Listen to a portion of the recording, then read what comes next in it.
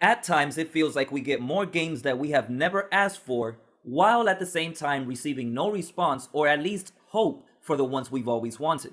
Such is the case for many games like James Bond.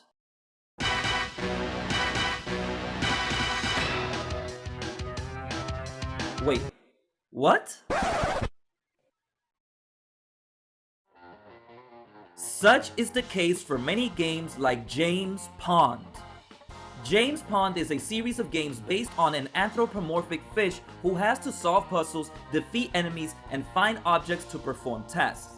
He also gets to shoot bubbles and trap his enemies before popping and finishing them off. It was designed and programmed by Chris Sorrell, who is also known for working on Medieval and Prototype. The first game, James Pond Underwater Agent, is a 1990 platform video game developed by Millennium Interactive and published by Electronic Arts for several consoles like the Amiga, Atari ST, Acorn Archimedes, and Sega Genesis. James Pond does of course parody the James Bond movie series in many ways. Apart from the obvious name of the character, you're hired by the British Secret Service to take down the supervillain Dr. Maybe, which is a play on Dr. No, the first James Bond movie released back in 1962.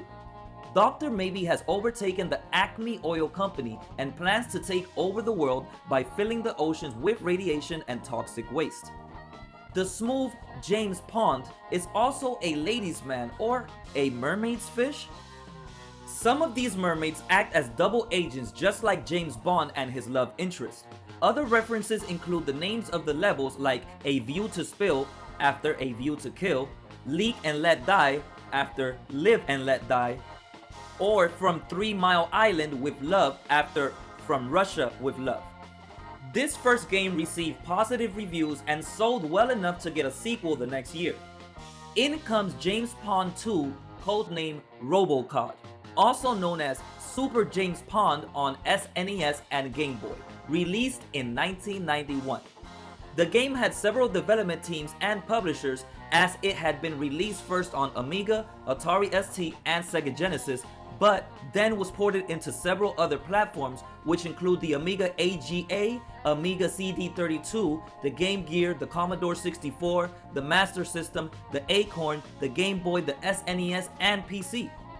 James Pond 2 is set on a Christmas theme and takes place immediately after the first game. After James Pond destroys the Acme Oil Company, Dr. Maybe heads to the North Pole where he has now taken over Santa Claus's workshop and even has Santa's workers as hostages. James Pond is recruited to infiltrate, retrieve the stolen toys, and free the hostages. This time, James Pond is given a robotic suit and the code name RoboCod, a play on RoboCop. The robotic suit gives James Pond superhuman strength and agility, as well as allowing him to stretch and reach high areas where he can grab a hold of the ceiling and even drop down on top of his enemies. There are no weapons in the game and you must jump on your enemies to defeat them. The game has power-ups which include extra lives and the ability to have Pond fly. There are 50 levels and you may even enter vehicles like cars, planes, and even flying bathtubs. This second game in the series received positive reviews and also sold well with praises for its soundtrack and was described as even better than the first game. James Pond 2 was later redeveloped and released as a budget title for the Game Boy Advance, the Nintendo DS, PlayStation, PlayStation 2 as a download on the PlayStation Portable and PlayStation 3 via PlayStation Network Store, and the Nintendo Switch. Next up, we have James Pond 3 Operation Starfish, released in 1993 for the Sega Mega Drive and the Sega Genesis. The game's working title was actually James Pond 3 Splash Gordon, a play on Flash Gordon. This time around, Dr. Maybe is after some high quality cheese that is on the moon. He hires a gang of rats to mine and conquer the global market so that he can fund his evil operations.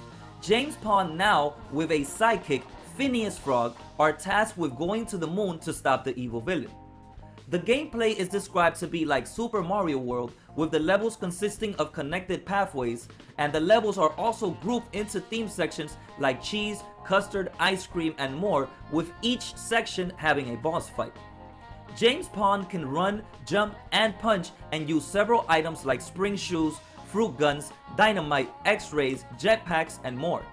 Other features include the ability to run up walls with Pond's Magno boots, and Phineas can be rescued and played with after finding a special icon with his face on it. The goal of each level is to find one of the communication beacons and destroy it. You will also need to do this and destroy Dr. Maybe's super weapon and the cheese mines to complete the game. Unfortunately, this game did not sell well and was not well received as the other two games in the series, and was a look into the series' downfall. So, what happened? In 2011, a James Pond game called James Pond and the Deathly Shadows was released for the iPhone, iPod, and iPad iOS service. It was developed and published by HP and Associates. Deathly Shadows is a play on Harry Potter and the Deathly Hallows. This was a side-scrolling single-player action-adventure game that received extremely negative reviews, with some saying it was a waste of time. Ouch. Now, back in 2003, GameWare Europe acquired the James Pond license, and 10 years later in 2013, decided to launch a Kickstarter for a new James Pond game called James Pond: Pond is Back, and it even featured the original designer, Chris Sorrell. The team promised modern devices, updated graphics and sounds, and more for this new game.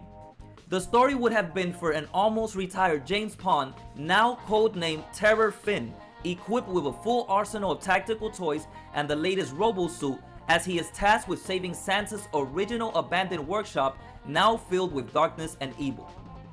Sadly, this project was cancelled in October of 2013 due to not having reached the funding and backing needed for the project.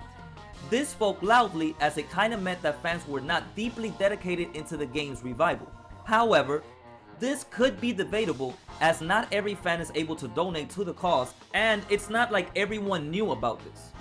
This is the reason we have not seen another James Pond game in so many years, and will likely never see one again. Before we leave, let's give you some bonus facts about the James Pond series that you may have not known. James Pond also appears in a spin-off sports-themed game called The Aquatic Games, starring James Pond and the Aquatic Bats, released in 1992 for the SNES before James Pond 3 was released. This is an arcade sports video game with an aquatic-themed parody of games like Konami's Track and Field. James Pond also has a cameo appearance in the game Rolo to the Rescue. The James Pond series of games as a whole has sold in excess of 2 million units worldwide.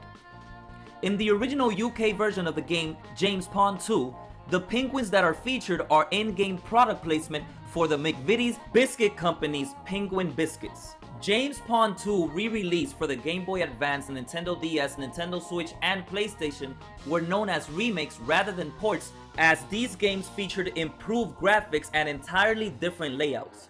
McVitie's sponsorship branding has been removed, and you must rescue elves instead of penguins. There was also supposedly a Master System version of James Pond 3 planned at one stage, but was cancelled for unknown reasons. That is it for today's video, but what do you think? Were you a James Pond fan? Would you like to see the series be revived or remade again? Let us know what you think in the comments below, and please don't forget to like, share, and subscribe for more content like this here at Game Circle TV.